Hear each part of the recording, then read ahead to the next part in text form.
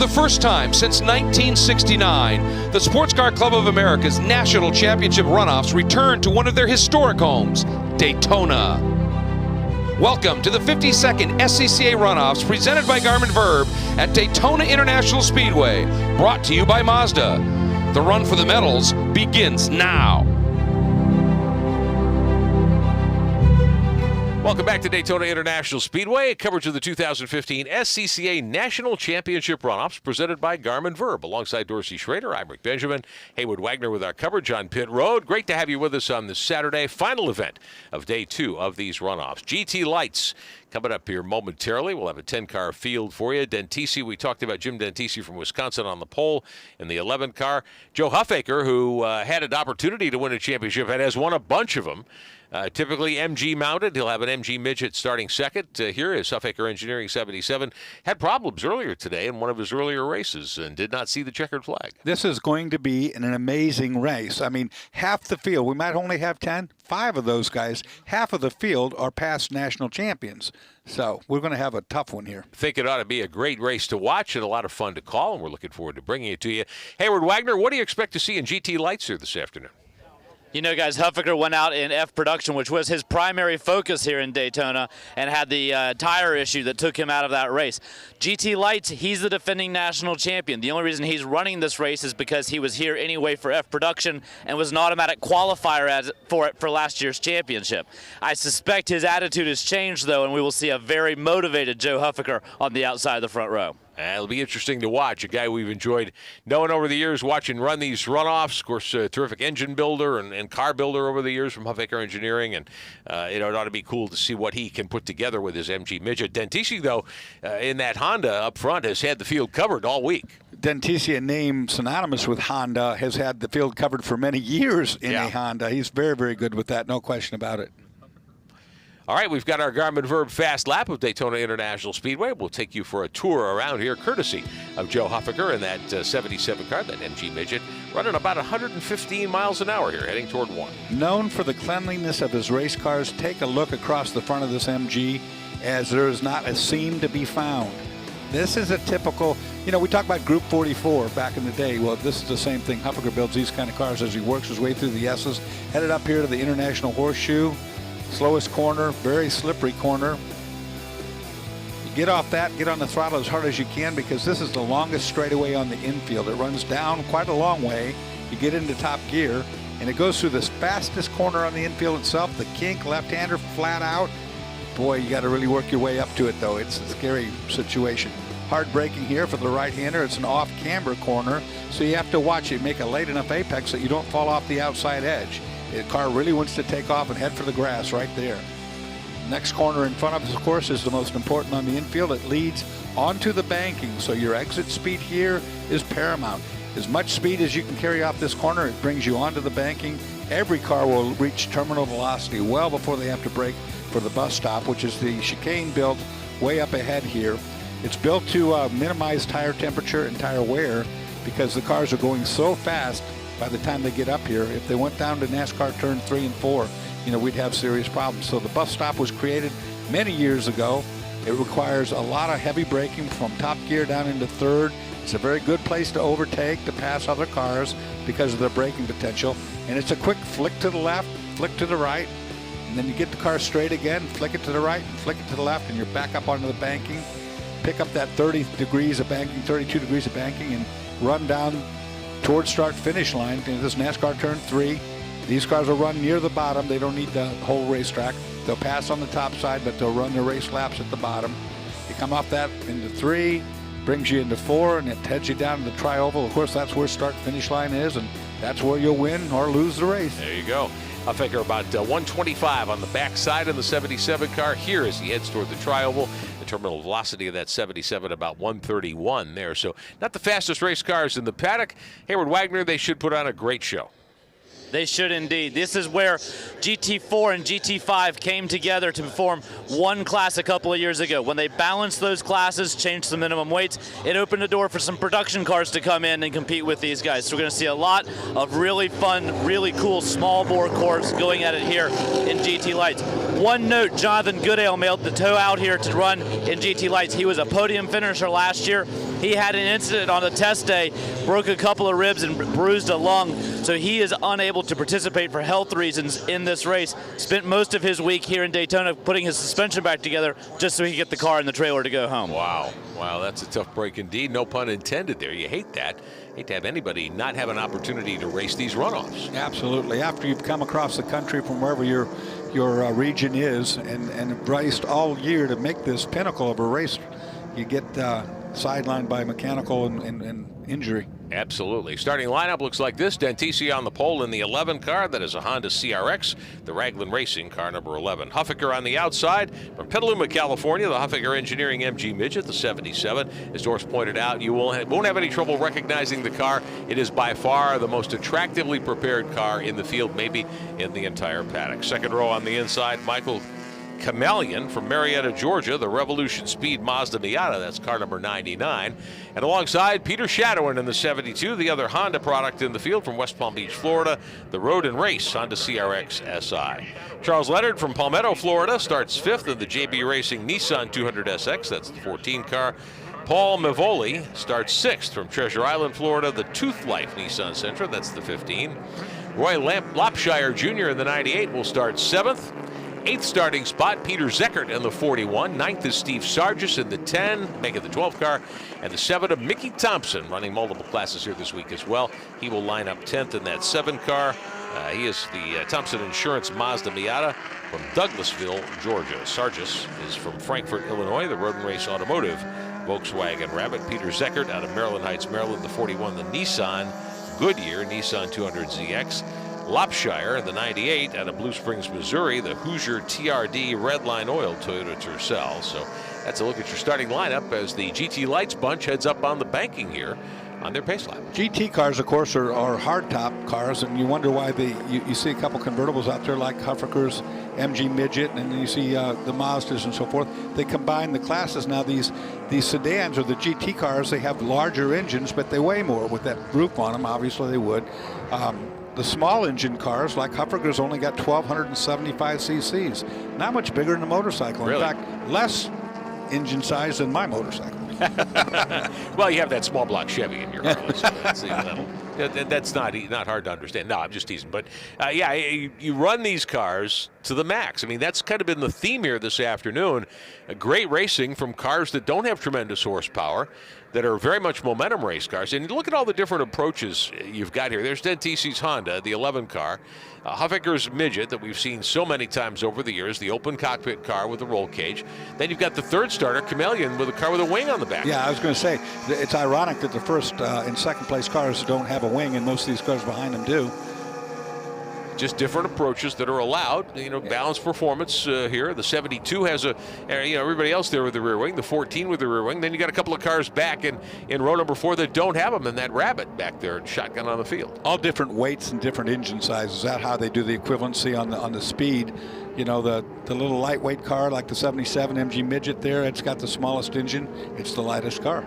Looks like we only have 9 starters, but as we learned earlier in the weekend, as long as you have 10 cars qualified and entered, it is a full national championship run. Looks as though Mickey Thompson may not be able to make the start here in his machine. So we are ready to go racing. Final event of this Saturday afternoon, the 2015 SCCA National Championship Runoffs. GT Light honors are up for grabs. Jim Dentisi on pole in the 11. That's a Honda. Alongside Joe Huffaker in the 77. That's an MG Midget. Safety car heads to pit road. 50 miles of racing coming your way, and we are about to see the green flag at Daytona International Speedway. Here we go. Dentisi with the big jump gets that position. Huffaker wisely goes in to pick up the draft behind him. The agility of the MG Midget on the infield should show. It should be pretty strong through the infield, but once they get on that banking, Joe better be tucked into one of those big boxes. Shadowin in the 72. That's an Acura. Up into 4th position, qualified there. Gives up a spot to one of the Nissans, the 14 car. Charles Leonard up from 7th into 4th already, in a battle for 2nd here. The Mazda goes underneath there. Michael Chameleon gets position on Joe Huffaker, and he will outrun him down into the kink. Maybe not. Chameleon there in the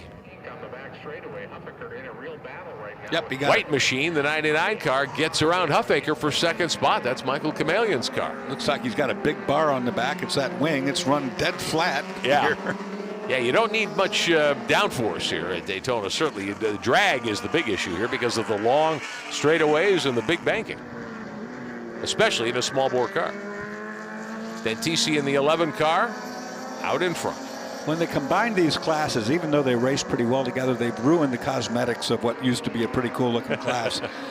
Personally, I like the old sports cars, the open top, like Huffaker's car. They were really neat. Now you've got all these boxier GT cars all mixed in there. And cosmetically, it's just not as pure as it used to be. Sure. Roy Lopshire in the 98 car is the car that did not make the start, so we end up with 9, taking the green flag out of 10. Here's Huffaker back going for second, heading to the bus stop on the inside of the 77, and he's got it. Such a pretty car. I mean, you need to really appreciate, you have to see that car to get up on it and appreciate how gorgeous that car is prepared. Chameleon in the 99, the Mazda on the outside, the white car, with no roof there. We know who has power. Yeah, the Mazda definitely has more horsepower than Huffaker's midget. Yeah, and it should have. That's old technology versus new. 4-valve twin cam engine versus an old pushrod 4-cylinder inline.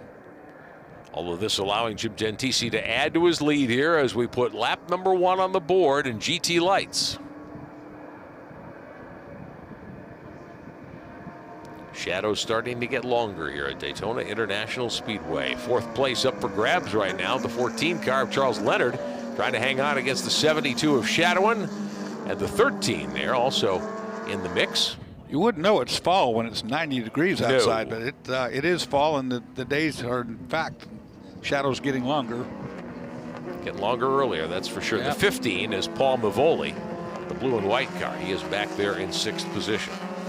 Good battle for 2nd, 3rd, 4th, and 5th. Dentisi opening up the lead in the infield. These cars are fun to drive. They have a pretty good performance out of a small wheelbase car, so they feel very fast when you drive them. But I imagine an open cockpit version of a GT Lights car would be a lot of fun. These MG midgets used to be F production. They used to be G production and F production, I should say, and H production too, depending on which engine size you ran and at what weight. But that used to be the mainstay of what you'd see in SCCA racing. Sure. MGs, Triumph Spitfires, things like that. Of course, Mazda now the #1 race car in the world. You see Mazdas and everything, and Porsche have always been there, obviously. And Honda. Honda nowadays is in every class too. The Honda Fit running in the smaller classes, so. Yeah. Well, Honda's making a major push here. One of the reasons why we're here providing our HPD trackside coverage all weekend as well. I mean, Honda's been untouchable in these production car categories where they've entered. They've won just about everything they've had a car in. And they're making a big push in open wheel racing now too, putting a K20 motor in one of the Atlantic cars for Brian Novak. He came home 3rd in Atlantics earlier this weekend after qualifying 8th. You look at the old Formula classes, Formula Ford, which was the most popular class for years and years. You can't get those Kent blocks anymore, so now the Formula Fit or the Formula F goes right in there. They run at the same class at the same time. So that saved what used to be the Formula Ford class from extinction. Yeah, a lot of Honda engine Formula cars will be in action tomorrow there, and we'll have coverage of that one for you, of course, here, part of our live coverage of these SCCA National Championship runoffs, and we'll have highlight coverage as well on HPD Trackside on YouTube on the Honda Racing channel there. So battling for 2nd as Dentisi continues to stretch the lead here. 2 laps go up on the board beginning lap 3, and Dentisi's margin now, we'll keep an eye on that for you, continuing to grow. Huffaker back into 2nd over the 99 car of Chameleon. 2 seconds the lead for Dentisi that time over Huffaker. Chameleon another 10th back in 3rd. Just like Huffaker builds his own car, so does Jim Dentisi. He builds his own Hondas, and he sells those Hondas, and it's not abnormal to see 3 Hondas fighting for the win, and all 3 of them coming out of his garage, Talked to him earlier. He sold the Honda dealership a few years ago, he told me. The race prep shop where the motors have come from, he sold that as well to his longtime shop foreman and kind of chief associate there. But Jim told me, he said, I go back in and I build a couple engines a year. I build my engine for this car every year because I like to do that still. And so, well, it's like Bob Sharp used to do with Datsuns when he had the Sharp dealership and Leitzinger. Bob Leitzinger had his dealership and they ran. And that's how SCCA came to be. Sure. My father had the car dealership. That's what got me my start. Yeah, absolutely. We all built our own stuff back then. There weren't prep There was shops. nothing you could buy back No, then. I mean, Huffaker, one of the older companies that produced race cars. Yeah. So, them, Group 44 did it at the same time. They've been in business a very, very long time. Joe's father actually founding the business and running sports cars in the 50s and 60s. Up onto the banking, Joe Huffaker in the 77, second place. Nowadays, all the Mazdas, Jesse Prather does a bunch of those, and, a bunch of family-owned race shops. But there are still a lot of self-prepped cars, too, absolutely. which is great. It's nice to be able to go to a race prep shop for help if you have a problem or if you need a certain piece fabricated. Yeah, or and that's what we do. My brother and I, we'd build our own cars, and if we needed help with something, we'd go to Don Preston or one of the guys that built engines and use him and use his services. Paul John Mavoli. Caldwell, lots of guys. Absolutely. Joe Stamola. I mean, just tons of guys that had little shops that took care of racing for everyone. Mavoli in the 15 moving by, Shadow in there, so a change for 5th position. Paul Mavoli in that 15, picking up a spot. Shadow in the Acura there, the 72, who qualified at 4th, has gotten shuffled back to 6th. Got a good draft right now, 3-car draft going on. Shadowing at the tail end of that. Past national champion, knows what he's doing. Mavoli's car, that is a Nissan Sentra, earlier vintage. These are full-on tube frame cars. You see the roll cages inside of them and so forth. They're very sophisticated race cars based on a small, Akana sedan. You take the tub of the car, the basic unibody of the car, and then you strengthen it. Yeah, you make it safe and strengthen it. And you're allowed some modifications as needed, more for safety than anything else. Shadow and moving to the inside there in the 72. Nice pass on the 15 to take 5th back. Boy, he's not letting that inside away, is he? No, not he at doesn't all. want to be repassed. Well, and think of it this way. I mean, again, having done this, and Dorsey, you've done it at a very high level for a very long time. You may not have a winning car today, but boy, if you're in a battle for 8th with a guy and you can prevail in that battle, you feel like you have one. Well, that's, I've said that so many times. I've felt more gratification having a second-place car or a third-place car and getting a second or third with it than having a first-place car and coming in second with it. Sure. Sometimes if you got a third-place car and you come in second, that's a win. Absolutely. Absolutely. By being smart or clever or doing whatever you want to say, if your car is no better than third and you finish better than third, you've done your job that day. Working lap number 4 of 14. The finale on this Saturday. One more day of racing here at Daytona in these 52nd annual SCCA National Championship runoffs. Peter Shadowin in the 72 car. From West Palm Beach, Florida region competitor, the Road and Race Automotive Hoosier Tired Honda CRX SI as it's listed. Looks suspiciously like an Acura to this reporter. It does, but it is, I believe, a Civic. We looked at the car earlier today, and I think it speaks to where you put your air intakes. It's got the headlight buckets looking very much like a NSX or whatever. Not NSX, whatever it is. ASX. One of those. RSX. RSX, thank you. Yeah, I knew there was Integra, something in an the old alphabet. Integra, It's got an X in it somewhere. There you go. This three-way battle, this draft line that's been hooked up here, the 14 of Leonard, Mavoli in the 15. Now Shadowin kind of jammed in the center there as he's the 5th place car. Haven't heard from the race leader in a while. Jim Dentisi out for a Saturday afternoon stroll, it looks like, in the 11 car as he heads into turn 1, putting lap number 4 on the board, starting lap number 5 of 14. Yeah, he's literally killing them. That car is really fast here. There's Joe Huffaker coming around the corner, and a much, much older MG midget, 1275. Dentisi on pole by 1.2 seconds during qualifying. Interviewed him the other day, and he said, you know what? He said, we built this car. We've run it for a long time. We know everything about this car. We rub on it all the time, and still, with a half an hour to go before it's time to roll it out, we think of one more thing we need to do before we go racing. Well, you never quit. You learn new things every day, and you try new things. They don't always work. But if you sit still, you're going to be passed. That's for sure. Dentisi not sitting still, which we admire at age 68 years young. That's a fact. I can relate to that. I'm Yeah. sneaking right up there myself. Absolutely. 4 seconds the lead now over the 77 of Joe Huffaker, who's got 1.2 seconds over the 99 of Michael Kamalian in 3rd. Leonard in 4th, another couple of seconds back. Shadowin 5th. That's that battle. Leonard, Shadowin, and Mavoli, they've been hooked up in the draft. 4th, 5th, and 6th for quite some time. We watch Huffaker, your 2nd place car, up on the banking in the 77. At this point, as we're not even to halfway in GT Lights, Joe's got to be thinking, okay, we need a full course yellow of some description. When you only have 9 cars running, well, that's not likely to happen. No, I don't think you'll see that. Joe's he's running just to stay ahead of the Mazda is a big feat, no doubt about it, with an older technology car. Yeah. However, there's a spin and a crash going on back there in the bus stop. One car, the red car, spun first, looked by himself. I don't know if the white car got involved with it or not, but both those cars went around without a doubt. Pick up our coverage here on the front side of the race course. There's there it is, the 14, part of that 3-way draft. That was the Leonard machine. He was in 4th. And there goes one of the back markers past him. So Leonard back up on the racetrack in that Nissan. Yeah, I think he just got loose on the entry by himself. I don't think he got helped around. But there was a second car, a white car, that was in proximity there with him. So Leonard, Shadow, and Navoli, sounds like a law firm. They were running 4th, 5th, and 6th. Does. And they were hooked up nose to tail in a draft to try to get closer to the leaders for a while, but it didn't work out. Dentisi continuing to add to the advantage here in the 11 car. Huffaker 2nd, Chameleon 3rd. That moves Shadow in the 72 back to 4th. That's where he qualified. Navoli moves up to 5th, and Leonard now being shown in the 6th position.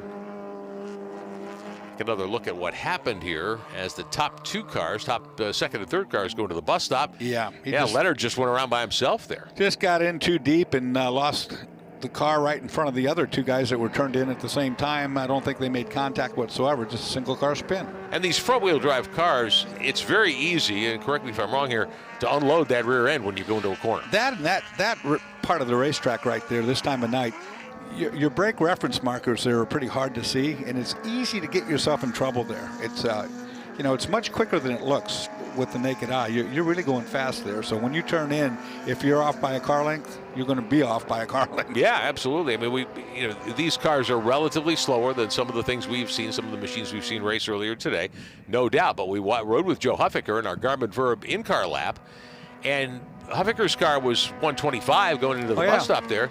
That's twice as fast as you'd be driving on the highway, basically. Think about that. Oh, yeah, for sure. And you've got a small, your mark that you want to hit's tiny there. And you're turning across the grain of the banking. You still have banking right there, and you're turning down across it, which tends to make the car want to get loose anyway. And if you leave your turn a little bit too late, then you have to turn even more than normally you would, and that's enough just to upset the car. You see a lot of people, crashing in the entrance of the bus stop. That's a pretty normal place to have an incident. TC in the 11 continues to lead, adding to the advantage. 5.5 seconds ahead of Joe Huffaker last time around. Yeah, there's no one going to run that car down today. Yeah. This will put lap number 6 on the board. We'll start lap number 7 and see the crossed flags next time by. TC way out in front after qualifying on pole, bidding for yet another SCCA National Championship at these 2015 runoffs presented by Garmin Verb. Huffaker and Chameleon, the rest of the top 3. Let's take a quick timeout. We'll be right back with plenty more from Daytona International Speedway. The 2015 SCCA National Championship Runoffs presented by Garmin Verb is being brought to you by Mazda. Mazda, driving matters. 16 wide eyes. Driver's license, took 2 tries, bought a Roadster secondhand. Playing parties with the band, loaded up, off to state. Hijinks, tailgates, starter, midsize. Family cruising. Now in the garage, something new reminds you of when you were you. It's time to face facts. You're a gearhead. You wish the freeway on-ramp was your personal racetrack. Well, buckle up, buddy, because the Sports Car Club of America wants you.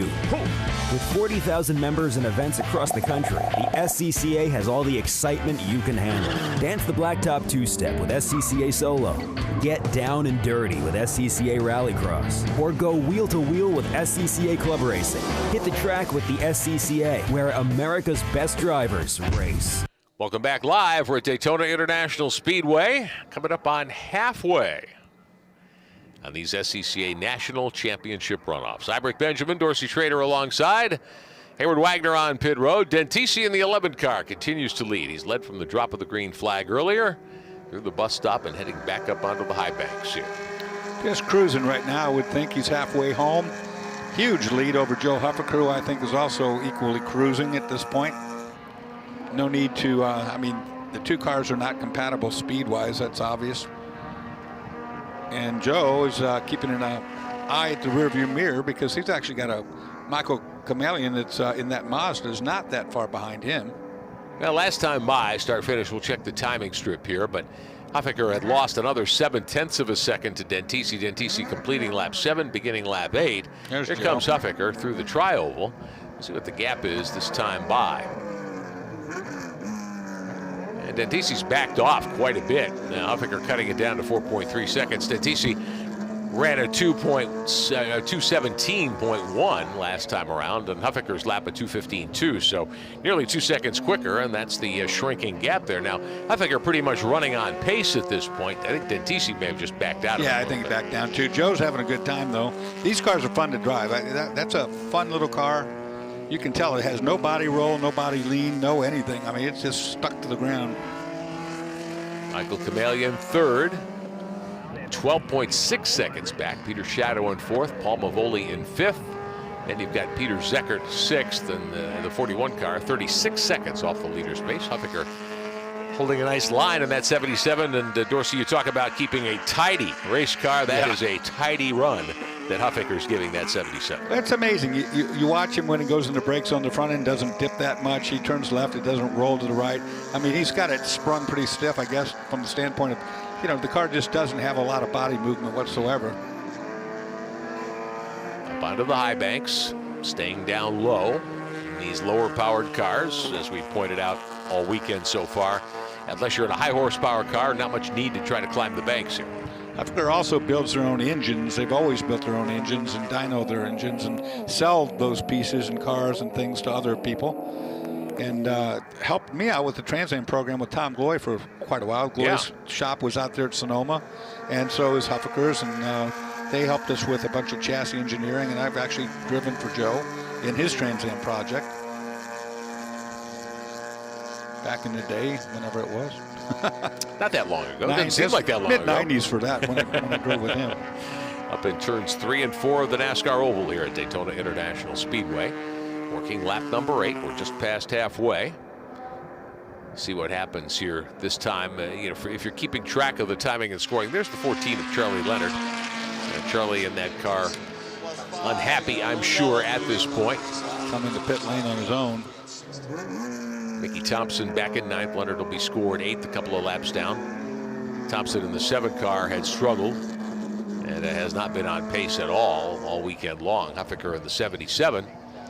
That time 4.48 seconds back.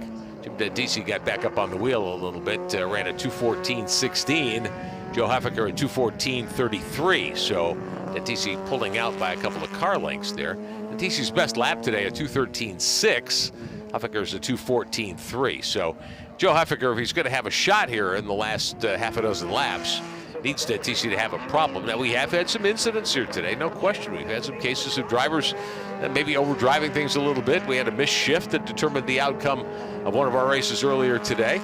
Dentisi, a veteran, of course, has been doing this a very long time, as has Joe Huffaker, and you don't expect either of these veterans to make a mistake like that, but anybody can. I mean, that's one of the cool things about racing. You don't take anything for granted in this. No, and mechanical issues pop their ugly head every once in a while, too, especially at this racetrack where a lot of guys aren't used to running up on the banking, have oil problems sometimes. The fact that you're so wide open, I mean, you're wide open, flat out for so long a percentage of the lap that sometimes engines aren't used to that. They tend to, especially older engines like this. Sure. These have not been built since early 70s. Yeah. Yep, very much the Although case. The internal parts of that engine, I guarantee you, are highly modified. Brand new or close to it, Oh, yeah. I think, as well. Yeah. That's probably got Carrillo rods in it. Yep. Cosworth pistons and all sorts of trick stuff. But of course, with Joe being Joe and Huffaker building that stuff, they make their own stuff, probably make their own pistons. Of course. Dentisi out front in the 11 car. Here's Peter Shadowin in the 72. The other Honda in the field, running in 4th position. Right behind him, Paul Mavoli in the 15. And last lap, Mavoli about, 2nd and 2/10 quicker than Shadowin. So we'll see what happens here. Wonder if Shadowin made a mistake there? That's an awful lot.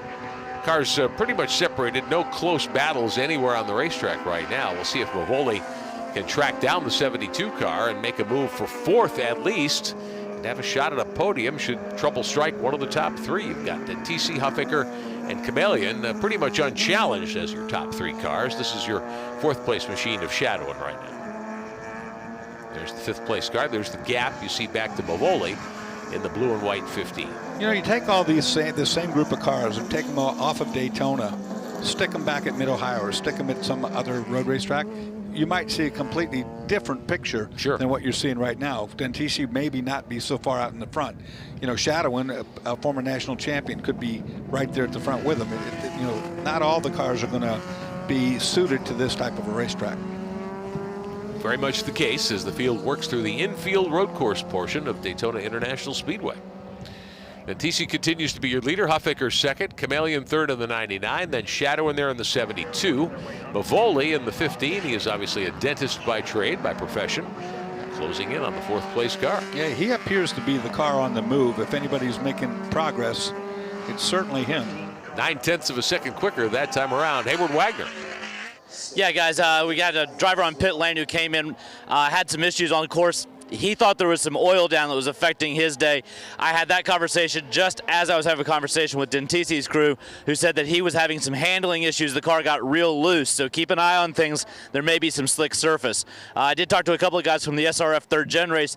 They said that as this surface has heated up and with all the rubber that's gone down, this is the local guys saying this is the slickest they've ever experienced it here.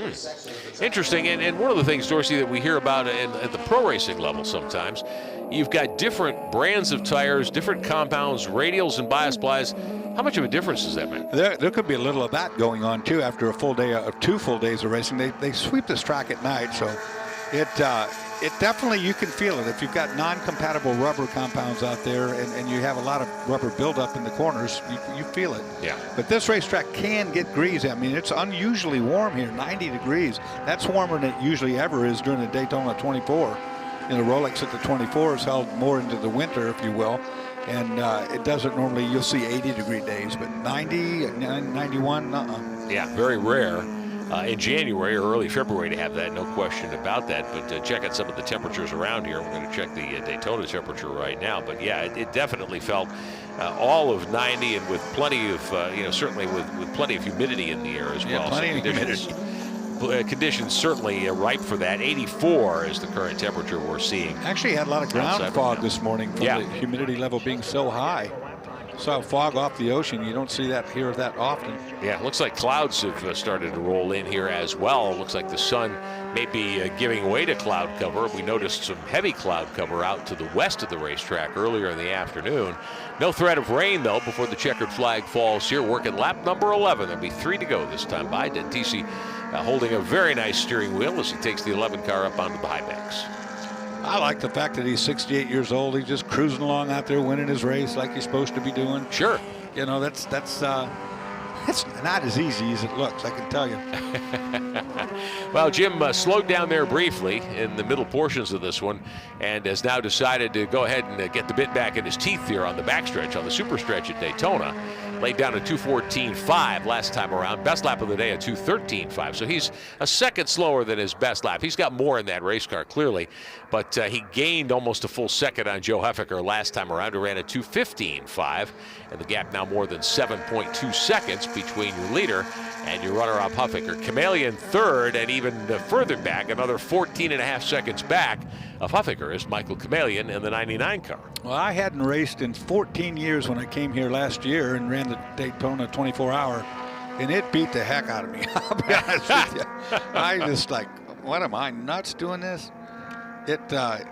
It's physically very hard. Of course, this is only a half-hour, 40-minute race, and these cars don't pull the G-forces of a prototype. But still, it's hot in that car. You know, you put yourself through physical strains that you just can't believe. Sure. Well, these closed cars, even though you may put ductwork in and you try to vent them as well as you can, and we've seen drivers with cool suits on this weekend, cool boxes in cars, that sort of thing, it does get very warm in these cars. Oh, yeah, no question about it. It's a lot easier to grab a beer and go fishing. I'll tell you that. As long as you don't decide to do that anytime soon. Getting to do this with you, one of the things that certainly keeps us coming back to the racetrack. So I want to send a shout out to all of our crew here, our Speedcast TV crew, Clark Cameron and the bunch that gathers every year to provide this coverage of the SCCA National Championship Runoffs. Dorsey, Greg Creamer, Jeff Lepper joining our team a couple of years ago, myself, Hayward Wagner joining us on pit road last year. It's been a joy, guys, these last couple of days. Look forward to finishing strong with everybody here tomorrow, but lots of fun to do this and be part of the fun of the SCCA National Championships each and every year. It's a reunion of sorts. We see a lot of people here that we see as we tour professional racing in the course of our normal work during the year. But this is a different atmosphere. It's a different reason that you come and do this. And, I think it helps build the sport. It's truly a special event. I mean, for everybody to spend all the money that they can muster up and to run their car all year long, to come to have a hope to run at this race and then to actually get to run it at Daytona, it's everybody's dream to do. It carries that kind of atmosphere and that kind of vibe with it. The 99 car of Michael Kamalian running third. Nice and smooth and strong. Was in contention with Huffaker earlier for second spot. Doesn't quite have the pace. He's about 7/10, 8/10 off of Huffaker's pace, 15 seconds behind Joe now, but in position to collect the bronze medal and get on the podium here. And that'll be just a fine thing to have. Like I said, I've run this 13 times. It's hard to get up there on that podium sometimes. Kamalian in that Mazda, the 99 car. And they're back there a little bit behind him, Peter Shadowin, who's only about 2 seconds back, but running out of time. This is lap number 12. There'll be 2 to go when these cars come around to the tri-oval and cross the stripe next time. Peter's been sneaking up there. He is definitely making up a lot of ground to that second place. He'd love to have that. About 3/10 quicker last time, so. That's not enough over 2 laps, though, unless he can pull a rabbit out of his hat. Yeah. Definitely needs to find a little more speed in that car. Meantime, Kamalian at the bottom of the racetrack all by himself. Here comes Shadowin. Shadowin now can smell him. He can smell blood. TC continues to lead. He stretched it back out to 10.5 I wonder seconds. now over if there's Joe not Huffaker. a car problem. He's catching him up pretty quick. Kamalian seems to be losing pace here. I believe he is. Kamalian ran a 2:16.1 that time. Oh, he's lost a lot of pace. Shadowin 2:15.56. So Shadowin in 6 trouble tenths. there. Shadowin pushes a little hard coming out of one, goes wide, puts a wheel off, gets it back on the surface. Did a good save. He was in trouble there at the early part of that corner. As you pointed out, Shadowin, former national champion. Absolutely. These national runoffs. And we'll see if he can get close. Running out of time. White flag next time by. If he makes up that same amount of ground, he's going to be there. Mavoli in the 15 car. You see him come into the frame. The dentist in that blue and white Nissan running in 5th right now. Looked like he might challenge Shadowin for 4th earlier. Didn't quite get there. Shadowin able to find something as he pushes, and Kamalian goes wide coming out of that corner. They're both giving it the wringing the necks out of those cars right now, trying to get all they can get. A Shadowin right there, just one corner behind now. If he can make any ground this lap whatsoever, that last lap's going to be close. Up onto the banking. Shadowin running 4th. Pick up the draft too, which earlier on he wasn't anywhere near being able to get any help. Peter Shadowin in the 72 car. You gotta admire what he's done with the front end of the car, though. It does look much newer than it is. Yeah. With that headlight treatment. Out of West Palm Beach and not far at all down the road, a couple of hours away from here. Up onto the super stretch. Kamalian and the open-topped Mazda into the bus stop, and Shadowin not far behind. I wonder if Kamalian just backed off a little bit, not knowing that Shadowin was coming that quickly, and now has turned the wick back up. We'll know this lap. We will. Up onto the banking. This is Shadowin, your 4th place runner in the 72. White flag in the air. Dentisi has picked it up already as the race leader. There is the 3rd place car of Kamalian. I think he's got enough in hand. He might have just been backing off a little bit, not realizing Shadowin was sneaking on in there. Could be. Dentisi in the 11 continuing to lead. International Horseshoe in the infield portion of Daytona International Speedway. About to be half a lap to go for him. Uncontested with the pole to check or win, it looks like. Yeah, backed it down a little bit. Last lap at 2:15.7. So one of the quicker laps here. Not quite the quickest lap of the last lap, but Jim Dentisi knowing, hey, I just need to keep it on the black surface, and we should be in good shape to collect another gold medal at these SCCA National Championship runoffs. Been a good performance, certainly very solid. Jim Dentisi out of Wisconsin. Good to have him back. Got to see the fire burning still. Oh, absolutely. Brought the family and some friends down to watch him compete. He has been Mr. Honda in this class, no doubt about it. He's won. His cars are good. Through the banking onto the super stretch here at Daytona. Headed toward the bus stop.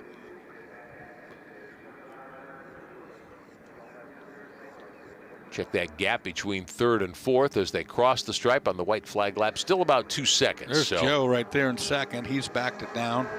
11 seconds back, yeah. Yeah, he's backed it off. Dentisi not in any trouble at this point. All he has to do is keep it running and keep it on the gray for another couple of turns here at Daytona International Speedway. He can coast it from there. Huffaker safely in second. Chameleon looks like he's got third sewn up, as he had led shadowing over the stripe by 2 seconds last time by. Here's Jim Dentisi out of turn number 4 on the oval at Daytona International Speedway.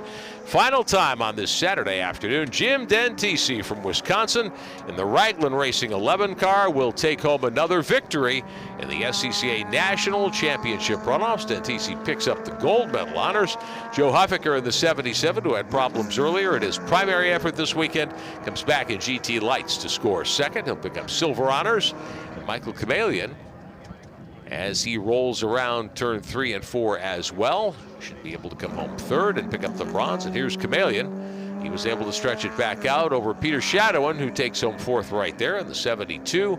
And Paul Mavoli in the 15 car will come home at fifth. Peter Ziekert will be the 41 car, be next in line. Then Steve Sargis, Mickey Thompson, Charles Leonard getting credit for 7th, 8th, and 9th. 10th to Roy Lopshire Jr., who did not start in the 98 car. So that is your order of finish. Dentisi your winner, Huffaker second, Michael Chameleon in third. Dentisi goes flag to flag after out-qualifying the field. I know that was a point of pride with him when we talked to him earlier this week. He said, you know, I wanted to come down here, set fast time. I think he did it in all sessions. Yeah, that car is really, really fast.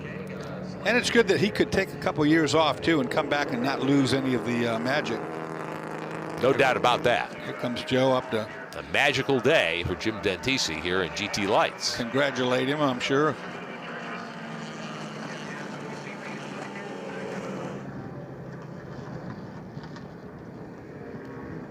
So on the cool down lap, Dentisi in the 11, Huffaker in the 77. Waving to the corner workers and the safety workers as they tool around the 3.5 mile Daytona International Speedway road course. And I'm sure it wouldn't have been so one-sided if it had not been here at Daytona. You know, I think that MG midget on a tight circuit, sure, of course, would be more of a handful to beat. Yep, watch Joe over the years. I think you and I may have done some of those races at Mid-Ohio, I'm thinking of, where he was dominant. Yeah, he still's got his old Mini Cooper, which is pretty cool. And yeah. This MG midget. You know, he sold a lot of cars, too, to Brian Lynn and other guys that have won championships with his products. Very much the case. Same with Dentisi. Yeah. So Dentisi, Huffaker, and Chameleon, your top three. Shadowin ends up fourth. Mavoli is fifth. Peter Ziekert is sixth in the 41. Steve Sarge is seventh in the 12. Mickey Thompson eighth in the 7. And Charles Leonard, who left early in the 14 car, ends up getting credit for ninth. Roy Lopshire not getting credit for completing any laps in the 98 car. He will be scored 10th in GT Lights here today. Peter Zeckert's another guy that is trying to keep this class alive. He's actually run as many as 3 cars, and he wants me to drive one every once in a while. You know, he'll say, come drive this car, that car. But so he's got more than the one car that he'll run and campaign, and yeah, they want to keep this class alive. And with consolidation and so forth, you know, you never know. Well, it's important, and I think you know, the SCCA has taken a lot of new approaches to this sport to try to interest younger fans, yeah, and convince people to come out of the grandstands and come off the couch and come race through solo competition and through things like Track Night in America, which I think is a cool program. cars are not as many people are ready, willing, and able to work on their own cars as used to be the case, and making it something where participants can still get involved in this sport without having to be ace mechanics of their own, or able to weld, all the things you and I learned how to do as kids, cut tin and things like that. I mean, very few people grow up doing that. Kids nowadays don't, they don't work on their own car anymore. Yeah. And you can't work on modern day cars like you could these.